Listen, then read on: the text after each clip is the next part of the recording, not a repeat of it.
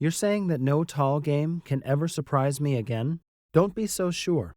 This game, which you will see in a moment, is different. It's fantastic. I'm going to take you back to a game between Mikhail Tal and Alexander Koblents in 1961. E4, C5, knight to F4, D6, D4, C to D, knight takes D4, knight to F6, knight to C3, and A6. Najdorf variant. Among his many options, Tal has chosen the bishop to G5 move. Here is E6 move from Koblents. The blacks thus refuse to stay with the double pawns. We saw a very aggressive F4 move from Tal here. Are we surprised? No. The blacks are preparing their kingside castling with the bishop E7 move, while taking their knight out of the pin against the E5 threat. Alright. Queen to F3, queen to C7, and queenside castling. No surprises, because from the start of the game, the whites have prioritized the queenside. Koblents prefers to continue the game with a very flexible approach, like knight to D7. Mikhail Tal has simply completed his development with bishop to E2. Here the blacks checked up on his opponent's bishop with H6. However, Tal has shown us that he will not give up his bishop so easily with the bishop to H4 move. Now B5. Of course, when the whites are attacking the rival king, it's only natural for the blacks to do so from the opposite wing. Tal continues the game with E5, seeing his opponent weaken the H1 to A8 cross with his latest move. He wanted both the knight and the rook. The blacks, on the other hand, have a very simple response to this. Bishop to B7. Looks like Tal's in trouble. Do you think Mikhail Tal moved his queen backwards? If you answered yes, you don't know Tal at all. Here, Mikhail Tal says, "Is that so?" and then proceeds to play the E takes F6 move, which upsets the game's balance. Guys, these are very normal things for Tal. Now, bishop takes F3, bishop takes F3. Tal now only has a knight and a bishop against the queen.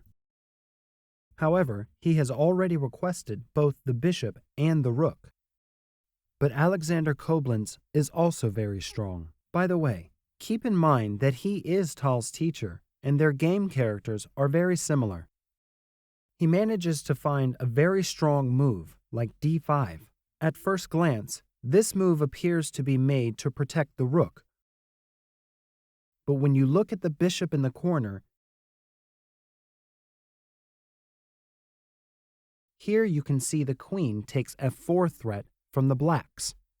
Tal saw this, of course. Therefore, the opponent did not attempt to take the bishop. And here, after the queen sacrifice, Mikhail Tal also sacrifices the knight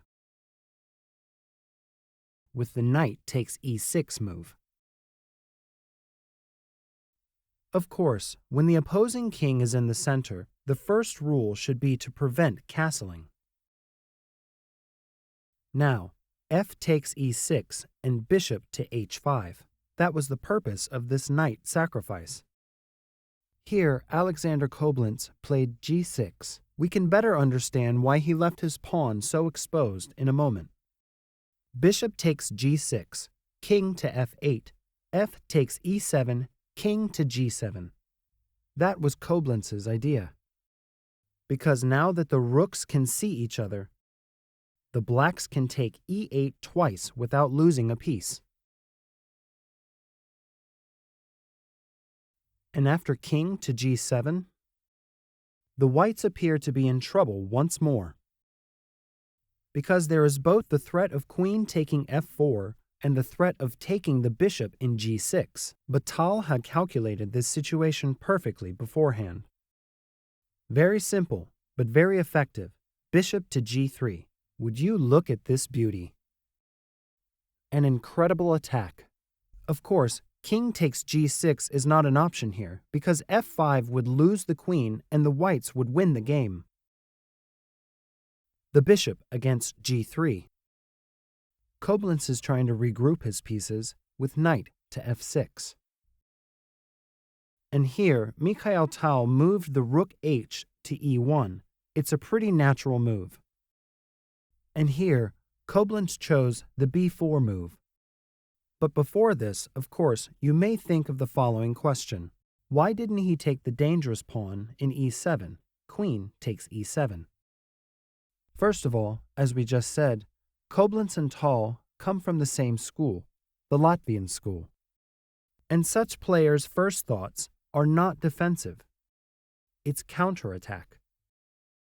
After queen takes e5, although it seems like a very strong move because the blacks really want to take the bishop now. However, in this case, f5 would give the whites a great opportunity to attack. It would not be a very good way to protect the e6 pawn in the pin. That's why Koblents is counterattacking against rook e1 move and demanding the knight with b4.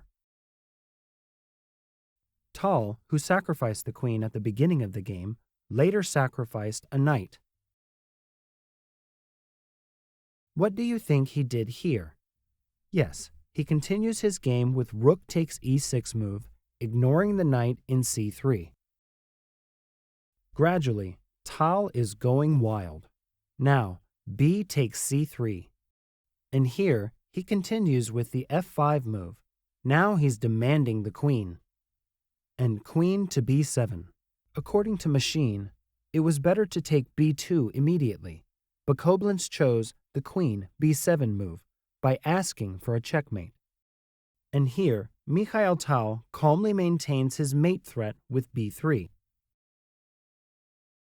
Of course, he wanted to maintain this healthy pawn structure, and he is trying to keep the b vertical closed. It makes perfect sense. This is another critical moment in the game. Alexander Koblents has played queen to d7. However, you should consider the following question. Why not queen to b4? Because the threat of the blacks is queen a3 and checkmate. But Tal had a fantastic countermove planned for this. Rook takes d5. I can't believe my eyes. It's like a work of art.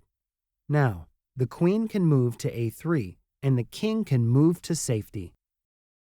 If the blacks had accepted the rook sacrifice, we could have seen a bishop e5 move, and the helpless king surrounded by opposing pieces. The whites could have won the game quickly. That's why Alexander Koblents didn't try. Instead, he played d7, which at first glance appeared to be a defensive move, but let's see. Now, bishop to e5, he says, give me that knight. And here the queen takes e6, f takes e6, the king takes g6. That was Koblents' goal. Yes, he sacrificed the queen, but now the blacks have a rook advantage. And it appears that Tal's attack hopes have been dashed. Well, do you think it's true? Let's see. Rook to f1 gives the knight. And the most resilient move for the blacks to extend the game should obviously be rook h to e8 by leaving the knight. Even in this case, the whites would win the game after the rook takes f6 move, thanks to their very active rook, bishop, and of course, a very strong passed pawn. Guys, I'd like to leave you a note. Tal is well known for his attacks, but he also has excellent endgame technique. Let's not forget about this. After rook to f1, Alexander Koblents chooses to move his knight backwards, knight to h7. But bishop takes h8, and after, rook takes h8. I can hear you saying, what can these double pawns do? But don't say anything until you see Tal's move here. Rook f8, and an exchange sacrifice. The threat is now the queening, so you can't take it with the knight. Naturally, rook takes f8 is Koblents' move, but e takes f8 after knight takes f8, e7. Who says double pawns are weaknesses? When one goes, the other takes its place. And now, of course, there is a queening threat from two ways. King to f7 move is mandatory. However, e takes f8 after king takes f8, king to d1. Alexander Koblents is leaving the game. Of course, you don't have to be Tal to win this game. You'd simply take the pawns one at a time. Thank you so much for watching. Mikhail Tal performed an excellent little-known play. I hope you enjoyed this video. If you enjoyed this video, please like, leave a comment, and subscribe to this channel. And click on the bell icon to stay updated with my new videos. Hope to see you in the next videos. Take care.